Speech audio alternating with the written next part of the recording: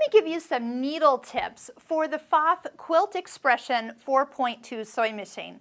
So number one, if you're having any trouble with the machine, first thing to do is change your needle. Yes, you have a ton of needles that come with your machine, and they all are for something different. So right up here at this little eye for information coming out at the top right corner of this YouTube video, we have a link to all the different needle videos, so you can truly figure out which needle is right for the fabric and the thread that you've chosen.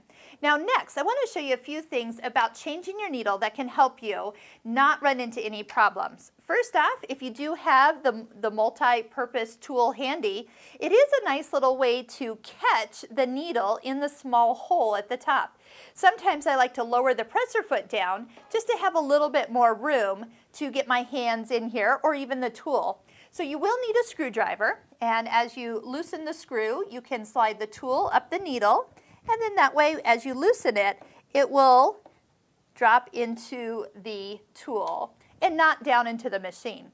And vice versa, when you go to put it back into the machine, there's a little flat side on the top here, so the needle won't spin and get in incorrectly. I like to go ahead and make sure the point goes down into the foot first, and then lift the needle all the way up to the highest position.